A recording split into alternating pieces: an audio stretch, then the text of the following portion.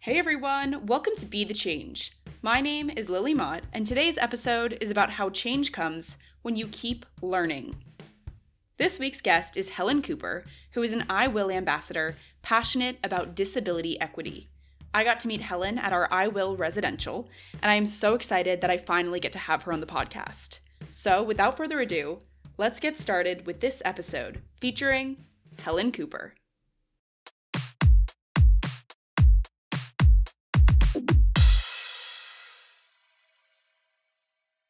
Hi, I'm Helen. I'm a disabled young person who's very passionate about disability equity and improving it within mainstream education and within the society. Yeah, that's mainly about me. That's my social action and what I do. Yeah, that's a great way to get started. And of course, we're going to go a little bit deeper now, but I've met you in person, which is very cool. That's not Yes. the same with all of my guests. So it was great to meet you when we did the Oh, it was great fun. Yeah, it was great. That was a great couple days. And so I'm excited. I know a little bit about your story, but of course, I'm excited to share it with everyone who's listening. Can you tell me a little bit about your background and what inspired you to get started making change?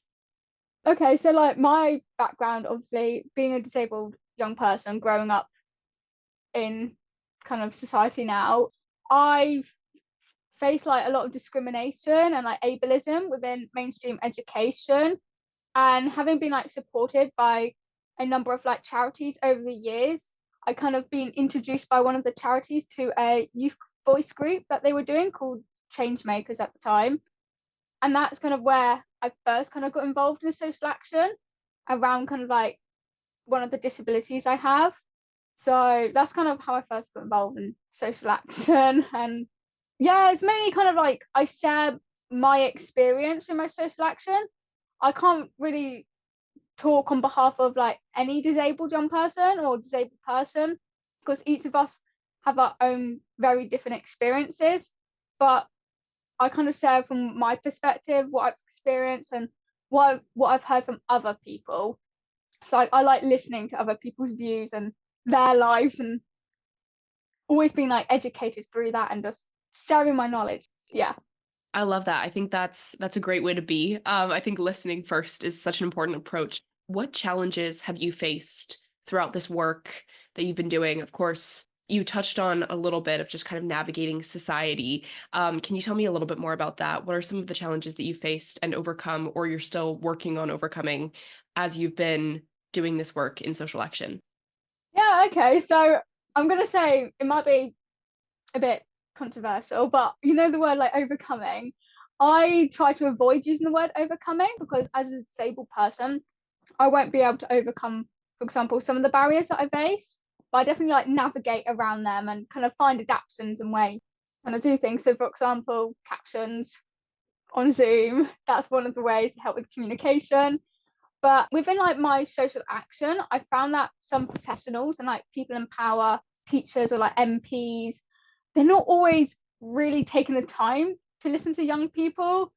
And even though they may say they're interested, so for example, getting teachers of the deaf in mainstream education more, seeing all supporting all deaf children, they may say they're really passionate and they want to improve it, but it's often that they don't give the time or really willing to hear from our perspective or ask us for what they can do to help and actually implement it, because a lot of the time they listen but they won't actually do anything. They won't kind of act upon that. Another challenge I found is finding other young people with the same kind of social action passion as mine, of improving disability equity within my local community to make an impact, because I find it's much more widespread. We're all dotted about within the UK or Scotland and England, all over the place. So to be able to make an impact in my local community, improving mainstream education within my local schools, it's quite challenging, I found. And lastly, another challenge I found is being able to. It's been hard trying to get people to who have little knowledge of disability, people in public, if they don't really recognize disability or if they've never met a disabled person, for example, it's hard to kind of educate them and make them aware of the challenges disabled people may face in society, whether that's going out to the shops or trying when working. It's a problem within society, and it's not like there's no equity within it right now. So yeah. I think that was so great. And I really love that point about overcoming. I think that's such an important point. I love that you raised that because I think that is just something that helps me to frame my questions as well. So I really appreciate that. Definitely Right. something important to flag. Yeah, thank you. So can you share one lesson that you've learned throughout this work that you've been doing that you wish that you would have known when you started on this whole journey? It's kind of a cliche question, but I feel like you'll have a great answer to it. I'm going to ask for lots of advice throughout this. So this is kind of the first one. But Okay. one lesson that you've Okay. learned. Oh, that's quite a good question actually. I don't know if it's actually like a lesson as such, but I realized that disability is like such a broad spectrum, and everyone's like lived experience is so different and like diverse. So like I realized that through my activism, like I might have already said, but I can only really speak from my lived experience, like share very like deep points. For example, if I'm discussing about educational health and care plans, my experience of that, but I can't talk about another young person's experience of having one because it's so different.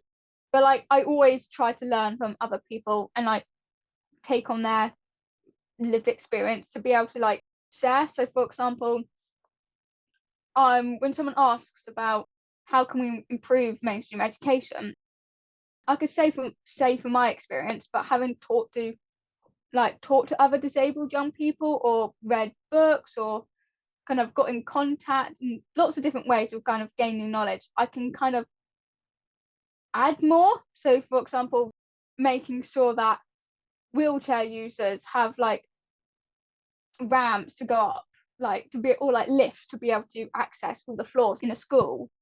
So yeah, I've definitely learned it's a broad spectrum, and I can only share what I know and what I experience. I can't speak for everyone, you know. I love that. I think that's something that all of us probably need to do a little bit more as well. Mm, I think that's such a great lesson, and I think it's something that is so important for just people to keep in mind in general. I think about that one a lot actually as well. I think the idea of using like I statements rather than we and stuff. I think a lot about that when I'm doing this work because you're so right. We can really only speak to our lived experiences, and while we yeah. might be experts in those are just our experiences. So I think that's such an important point. So as far as the work that you're doing in social action and just raising awareness about different issues, what changes are you hoping to see in the future through all of this work that you're doing? Ooh, okay. I would say like to make mainstream education more inclusive and like make society more accessible and like accepting of disabled people.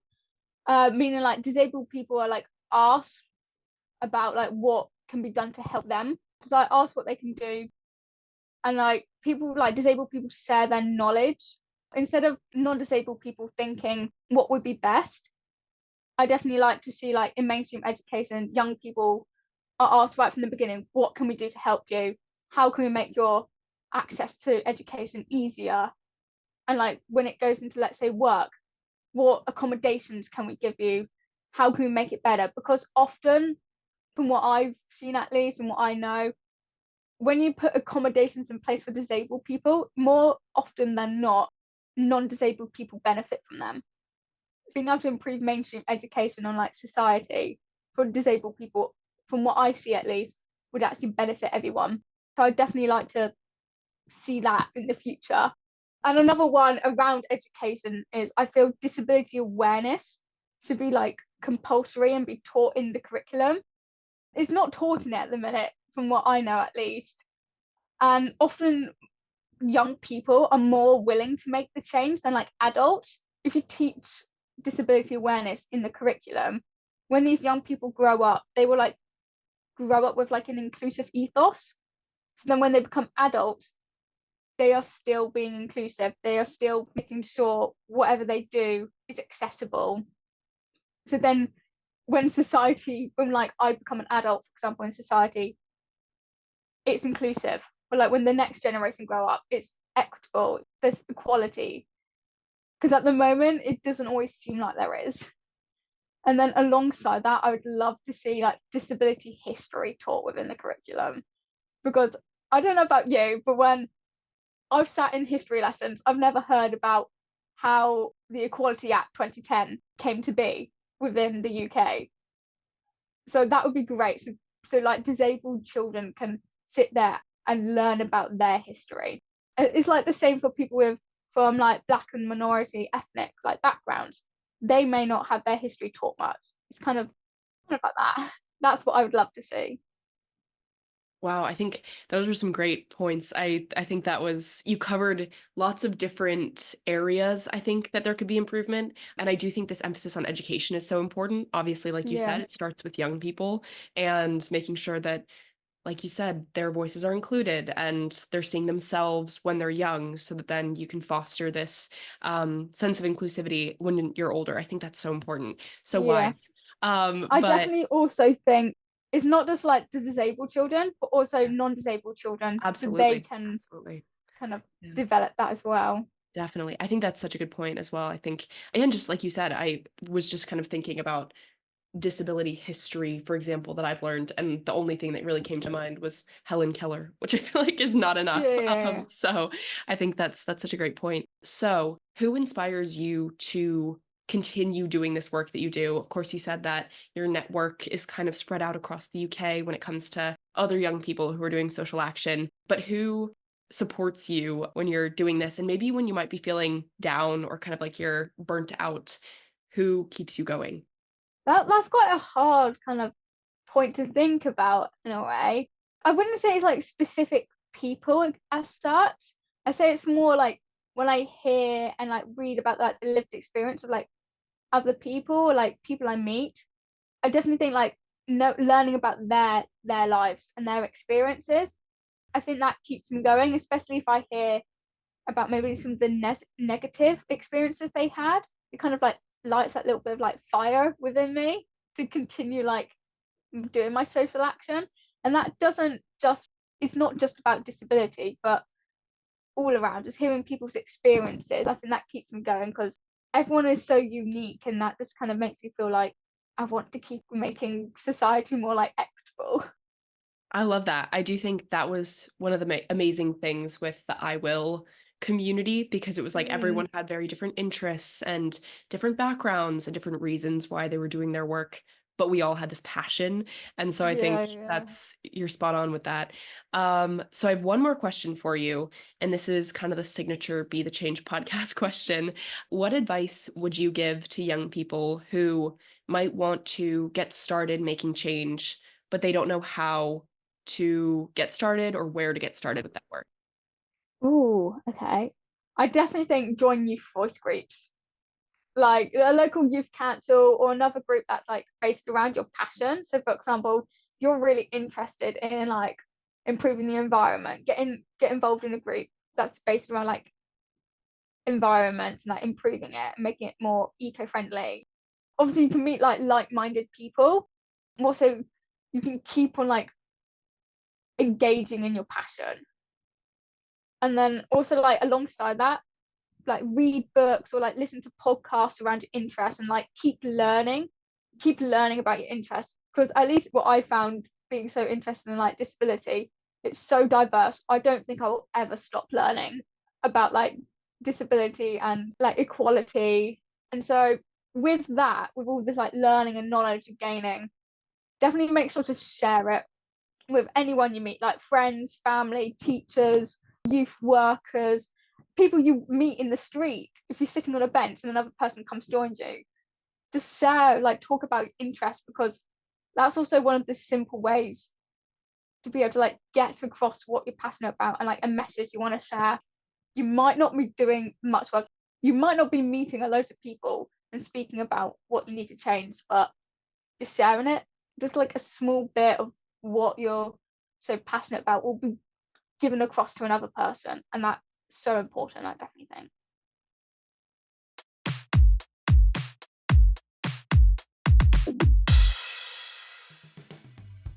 It was so great to talk with Helen and to learn from everything that she shared with me. Helen is so knowledgeable about the issues that she's passionate about, and it was so great to hear her thoughts and her experiences, and she's so open to sharing those with others. It's very clear that she is always learning from her own experiences and from books and from podcasts and from the experiences of others as well, which is so important. And so that leads me perfectly to the piece of advice that I want to wrap up this episode with, and the advice that really stuck with me after talking with Helen. Change comes when you keep learning.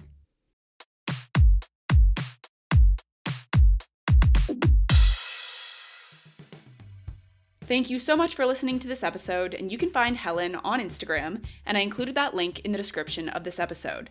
If you want to talk about anything I mentioned, please reach out to me by email at lily@bethechangepodcast.org or on Instagram at Be The Change Media Network. I am working on expanding Be The Change Media Network, which means bringing you more inspiring stories from amazing guests. If you enjoyed this episode, I would really appreciate it if you could leave the podcast a rating and a comment, because it will help these stories to reach, educate, and inspire more people. And I would also love to hear your thoughts and feedback.